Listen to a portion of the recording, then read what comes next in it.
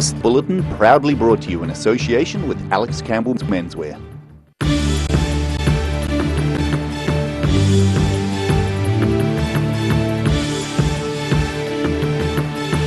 Tonight on the South Today, Invercargill's Mayor Tim Shadbolt has raised eyebrows by appointing a new Deputy Mayor.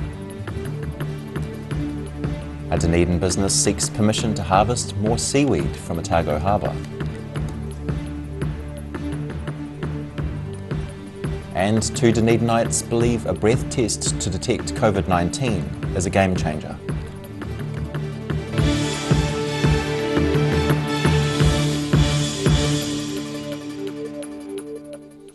Tēnā koutou katoa, ngā mihi o te ahiahi nei, kia ora. I'm Simon Anderson. Invercargill will welcome a new Deputy Mayor, however the choice might not be welcome to everybody. Mayor Tim Shadbolt has chosen first-term City Councillor Nobby Clark to assume the role after current Deputy Mayor Tony Biddle announced her resignation last week. Troubles at the Invercargill City Council look set to continue with the Mayor's choice for his new deputy. Invercargill Mayor Sir Tim Shadbolt has picked outspoken councillor Nobby Clark to be his new deputy, replacing outgoing Deputy Mayor Tony Biddle. Clark says he's well aware he may not be everybody's first choice, but he's pleased to have been shoulder-tapped.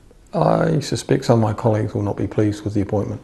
They have no choice really. The law under which we operate and the standing orders which Council operates under gives the Mayor an ultimate power to appoint a Deputy Mayor. So it's not up for discussion. He's made his choice. He's got to have somebody that he feels comfortable with, somebody that can help do the work of leadership. So I'm up for that. Clark will take over from Biddle, whose final day is next Tuesday. Biddle accepts the intensity of the role in the last 12 months has been difficult, with her resignation coming amid a probe into the council by the Department of Internal Affairs, raising concerns around significant conflict. In spite of the pressures of the role, though, Clark says he is up to the job and wants to support Mayor Shadbolt, who is starting to slow down. There's no secret that Tim's slowing down, but people knew that before the last election, and he got a significant majority. So people are okay with that. They know he's an icon, I guess, been knighted for his service, very long service towards the community, and particularly the Invercargill community. But he's only one vote at the end of the day on council business, so I'm prepared to do some extra work. I don't see it as his role and my role. Traditionally those roles have been quite separate, and the Mayor's been the front and the Deputy's been very much just a reliever when need be. But more is required now, and I'm happy to step up to the plate and do that. However, while Clark acknowledges he'll take on more roles than usual for a Deputy Mayor, he says there are no goals of him becoming Mayor. I'm not a risk to Tim in that area because I have no aspirations at all to ever be a Mayor. I just want to support us over the next 2 years, get the council onto a good footing, and then at the next elections, people other than me can put their names forward for Mayor, and we'll see where that pans out. Clark says ultimately, though, it's about serving the city. This is not about Tim, and it's not about me, and it's not about whether I like other councils or they like me. This is all about getting tangible outcomes for ratepayers. Nothing more, nothing less. While the Mayor has the power to choose his own deputy without the approval of Council, there is a possibility councillors could push for a vote of no confidence in Clark. In Invercargill, the South Today. The new principal of Waitaki Girls High School, Liz Coney, says it's great to be home. She takes the reins of the historic Oamaru school this week and is pleased to return to her hometown. Coney was deputy principal at Dunedin's Queen's High School before accepting the role at Waitaki Girls. Pupils and staff from both schools performed waiata to symbolise the transition. Queen's principal Barbara Agnew says it's with a touch of sadness but also a sense of pride that they farewell Coney. She'd been at Queen's since 2013, and Agnew described her as a hard worker who always had the pupils' needs at the front of her mind. Coney said the welcome to her new school was heartwarming. A Dunedin businessman recognises the value of a seaweed classified as unwanted organism by the Ministry for Primary Industries. Southern clams, which have harvested the plant for the last 4 years, want government restrictions lifted to satisfy increasing customer demand. It may not look like a gold mine, but Southern Clams director Roger Belton says the prolific seaweed, Undaria pinnatifida, is a largely untapped resource. We're very unfortunate because this so-called problem is propagating throughout the coast, and those areas we cannot remove it from because our permit has got a condition on it. The conditions include only taking it from artificial surfaces such as ropes, buoys and wharves, despite it being widespread in Otago and Southland. Belton believes the weed was introduced to Aotearoa about 35 years ago and says it doesn't make sense that the Department of Conservation can remove the weed, but his business can't. It's quite absurd because DOC can remove it, but puts it to waste.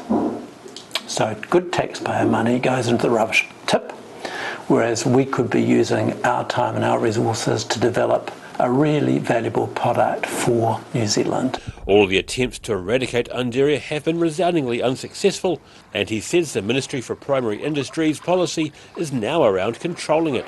Southern Clams has been harvesting the seaweed known as wakame from Otago Harbour since getting a permit in 2016. You may be familiar, of course, with wakame, which you get in the much of Japanese cuisine. Yeah. And also the crunchy salads that we get in Japanese restaurants and things. But there are other products as well, including bioextract products, which have got a lot of potential. Belton says harvesting involves cutting off the reproductive organ, known as the sporophyte, and taking it, as well as the blade or the long leafy parts. The holdfast, the part that clings to whatever surface the weed is hanging off, is left. He says the Otago Harbour isn't among the few areas where harvesting is allowed. There are only 4 areas in New Zealand where it's possible to have a permit, and they're all further north. The Ministry for Primary Industries says it only allows Undaria farming from selected heavily infested areas, describing Undaria as an unwanted organism under the Biosecurity Act. In Dunedin, the South Today. Otago housing prices continue to soar as they hit new highs last month. According to the Real Estate Institute, Otago has seen a 20.7% increase in house prices, bringing its average price from $489,000 to $590,000 in September. REINZ Chief Executive Bindi Norwell says low interest rates, relaxed restrictions and high confidence in the market was driving the surge alongside a lack of supply. Canterbury has also seen an increase with a jump of 11.1% from $450,000 to $500,000. The national median price has also hit a record high of $685,000. A prototype breath analysing device which can instantly detect COVID-19 has been described as a game changer. 2 businessmen hoping to bring the COVID-19 breath tester to New Zealand were in Dunedin last week, giving staff at an early childhood education centre the chance to try the device. A test for COVID-19 could soon just be a breath of air away. 2 New Zealand businessmen are hoping they can bring an internationally developed COVID breathalyzer to the country by the end of the year. John Rawcliffe and Raymond Neal from Boston Science were in Dunedin on Friday demonstrating the device on teachers at the Jade Star Childcare Centre in Caversham. It's a simple test in that you blow into a device, very much so like a breathalyzer, but this is called a breath analyzer. So it analyses your breath. Let's call it VOCs, volatile organic matters, compounds. Developed in Finland, the makers of the device say it will be an easier and less intrusive way of testing for the COVID-19 virus. And Rawcliffe says, if approved by the American Food and Drug Administration, it could deliver results immediately, rather than the 12 to 24 hours it takes now with the swab test. Less invasive, and again, from a population point of view, we couldn't say, everyone go get tested. That was not a possibility. They had that call in South Auckland, everyone rush and get tested. We can't do that. But with this device, if you look at a population, you can control populations by geographical areas or whatever, and you can say, well, we can test everybody. Rawcliffe says eventually the machine could be used at the New Zealand border or even at doorways to high community spread areas, such as schools and workplaces, and could be used to test a person before they entered. So here is a key point of contact with children at a school and teachers. So here's a potential for a school or at the border or wherever, there you can actually test a person before they get on site. Pending FDA approval, the pair hope the device will be widely available in New Zealand as early as next month. In Dunedin, the South Today. Still to come on the South Today. Folks from rural Southland visited Invercargill, giving townies a taste of country life, and we have part 2 in our earthquake series. Ka kite a koe nei.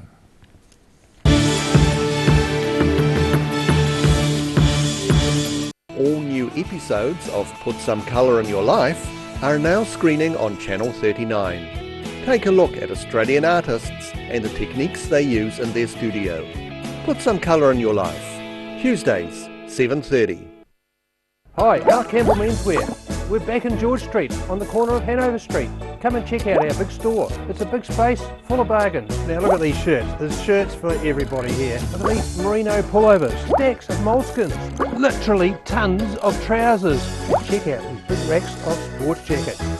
Beautiful. Every reason, every season, we're proud to dress the region. Alex Campbell Menswear, it fits. So come and check out Alec Campbell Menswear. We're back on George Street in the old ANZ building. If you're at risk of developing melanoma skin cancer, you owe it to yourself to have a mole map. Mole map is coming to your area. Phone today to make an appointment. It could save your life. A poorly maintained heat pump can lose up to 35% of its output. The Mr. Heat Pump Cleaner team are experts. Their specially developed chemical wash is totally biodegradable. Call Mr. Heat Pump Cleaner and get the job done by the professionals. You've seen us in the street, now find us online. Check out shopon.org.nz. We have all sorts of treasures, from retro and vintage clothing to antiques, homewares and accessories. New items added every week. We're open 24/7. Every reason, every season, we're proud to dress the region. Alex Campbell Menswear, it fits.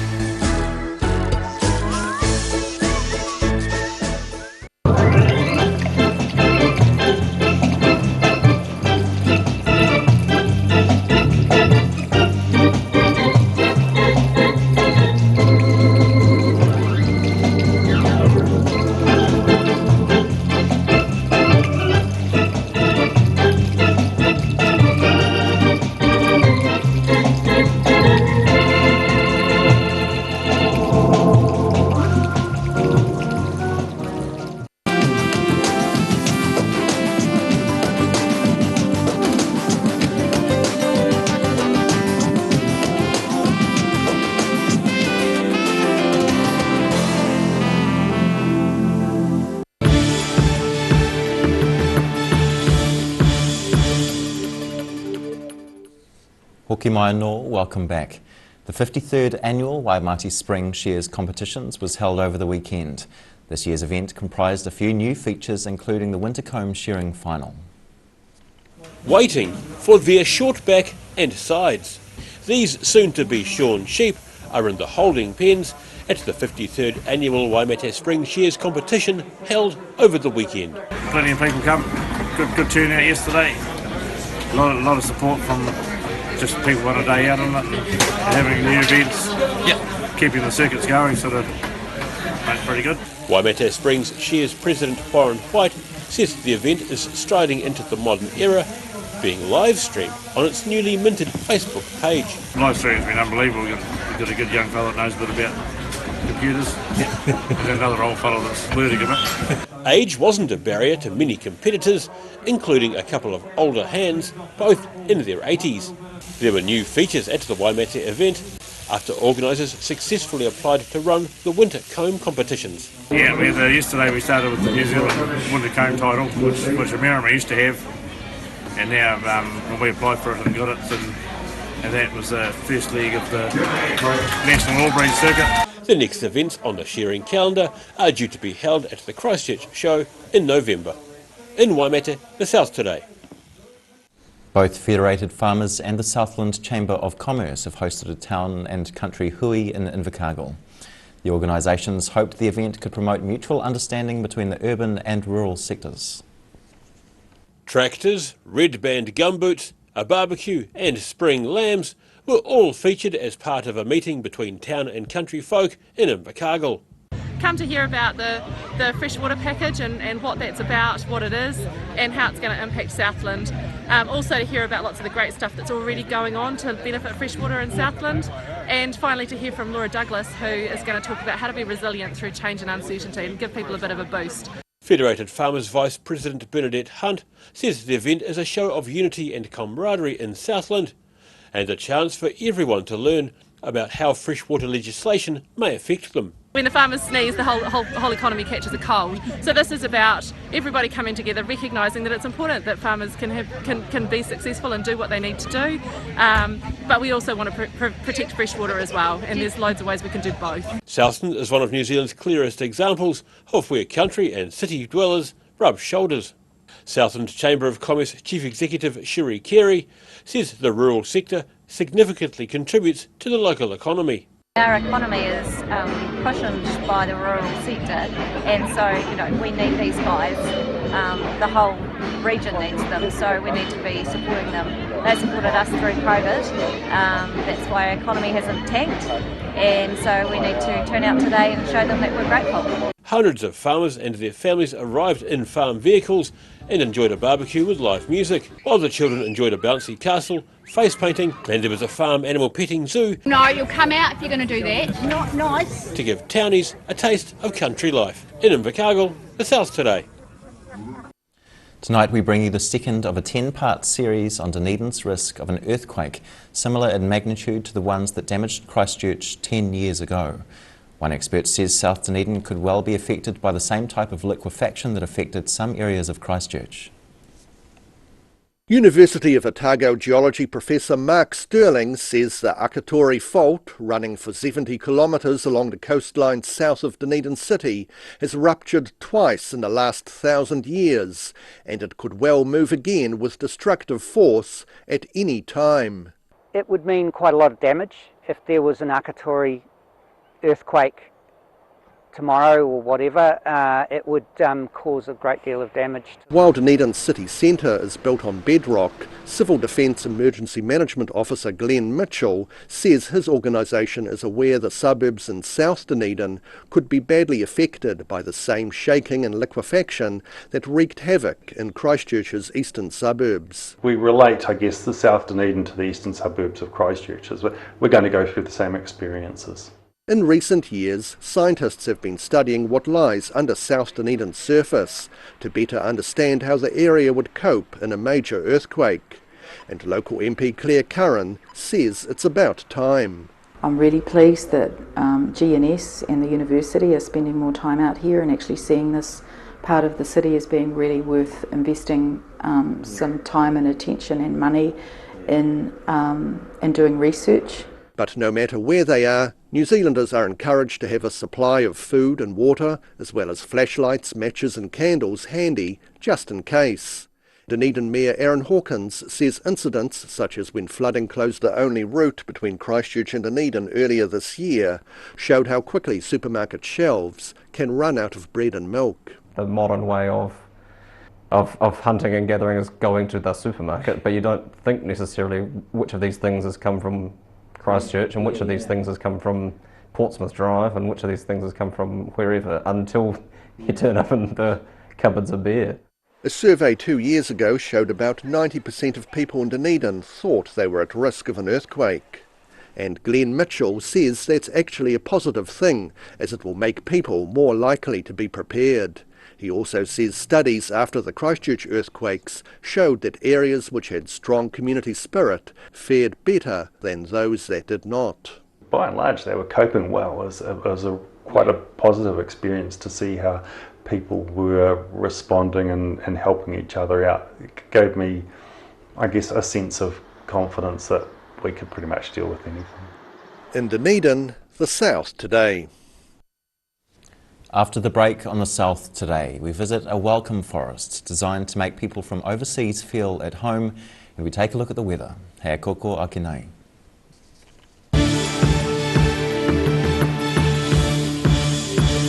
All new episodes of Put Some Colour in Your Life are now screening on Channel 39. Take a look at Australian artists and the techniques they use in their studio. Put Some Colour in Your Life. Tuesdays, 7:30. Every reason, every season, we're proud to dress the region. Alex Campbell Menswear, it fits.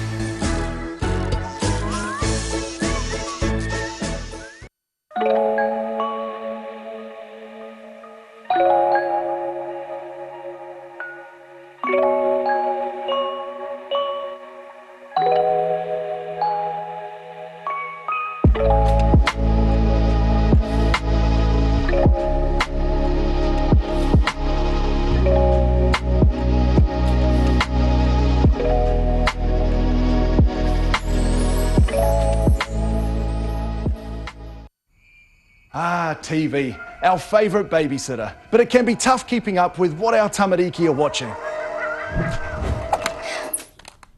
Luckily, the Broadcasting Standards Authority has made some smart changes to the classification labels. Ooh! Plus changes to the time of day certain rated shows will air, and awesome new parental lock features, meaning your babysitter's job is safe. Find out more at safeviewing.co.nz. If you're at risk of developing melanoma skin cancer, you owe it to yourself to have a mole map. Mole map is coming to your area. Phone today to make an appointment. It could save your life. A poorly maintained heat pump can lose up to 35% of its output. The Mr. Heat Pump Cleaner team are experts. Their specially developed chemical wash is totally biodegradable. Call Mr. Heat Pump Cleaner and get the job done by the professionals. Hi, Al Campbell Menswear. We're back in George Street on the corner of Hanover Street. Come and check out our big store. It's a big space full of bargains. Now look at these shirts. There's shirts for everybody here. Look at these MERINO pullovers, stacks of moleskins, literally tons of trousers. Check out these big racks of sports jackets. Beautiful. Every reason, every season, we're proud to dress the region. Alex Campbell Menswear, it fits. So come and check out Alex Campbell Menswear. We're back on George Street in the old ANZ building. Step into Shop on Carrot and discover a shop full of treasures. We have a fantastic range of vintage and retro clothes, upmarket clothing labels, collectible items, beautiful jewellery, quality linen and the best range of vintage haberdashery. Inside are all sorts of innovations from all over China.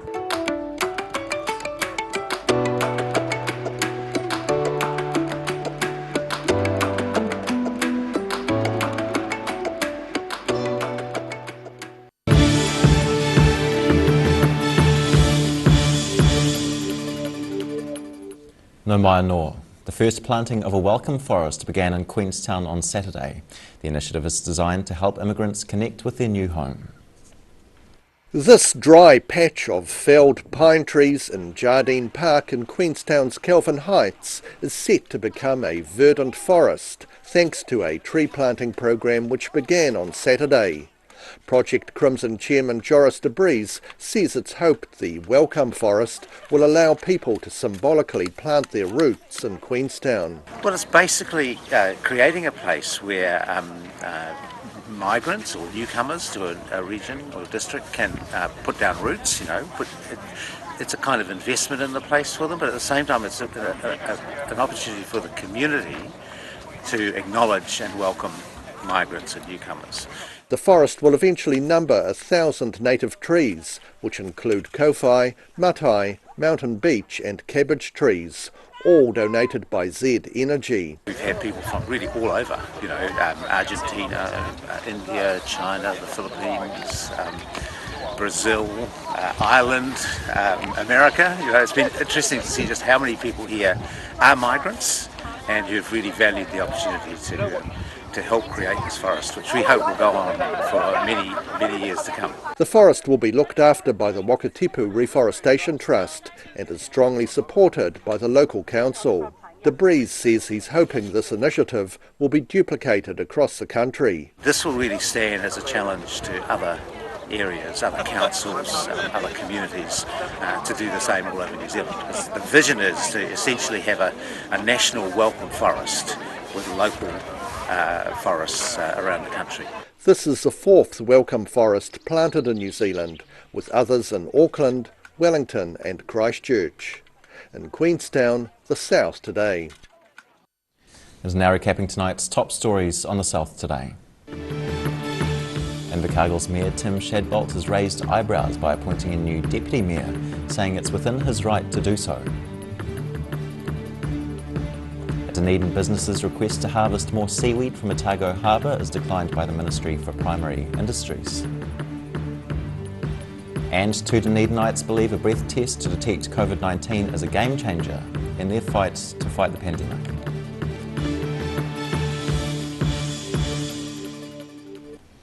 Now for a look at what's happening in tomorrow's ODT, we have Hayden Meikle with us this evening. Kia ora, Hayden. Good evening, Simon. How are you? I'm good, thanks. How you doing? Plenty happening today. Invercargill City Council, boy, it just carries on, it rolls on. Tony Biddle, the outgoing Deputy Mayor, had a long chat to us today, opening up about the stresses she's felt being on the council.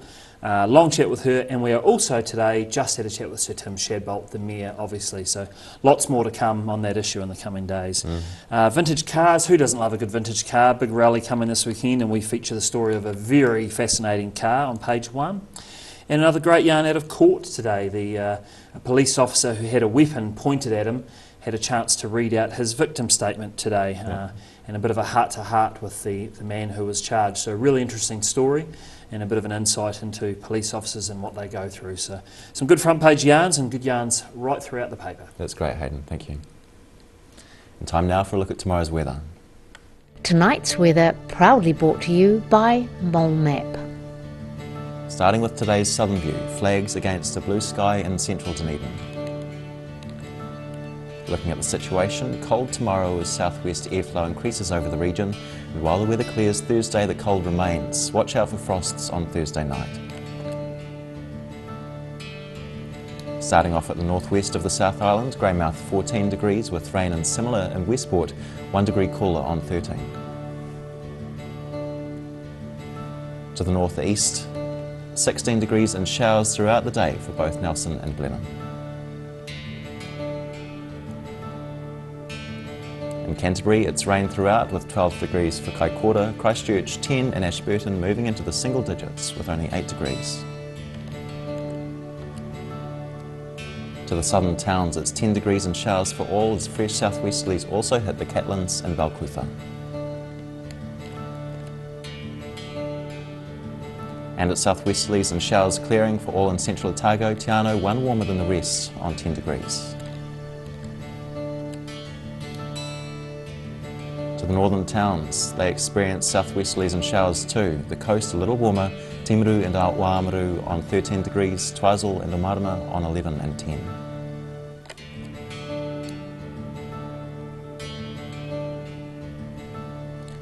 Here in Dunedin tonight, some cloud with breezy southwesterlies and an overnight low of 6 degrees.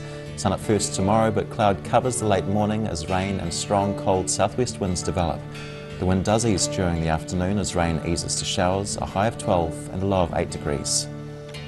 Thursday starts fine and turns again, but in a different direction, northeast winds develop and frost is possible at night, a high of 11 and a low of 3. And in Invercargill, showers tonight with fresh cold southwesterlies and an overnight low of 9. Showers slowly ease tomorrow, clearing during the afternoon with fresh cold southwesterlies, a high of 10 and a low of 4. It's fine and sunny on Sunday, with cold southerly winds dying out, a high of 14 and a low of 0 degrees. And that's the news this Tuesday. For the latest news from the southern region, head online to odt.co.nz or follow Channel 39 on Facebook and YouTube. Nō reira, kia pai te pō, ka kite anō.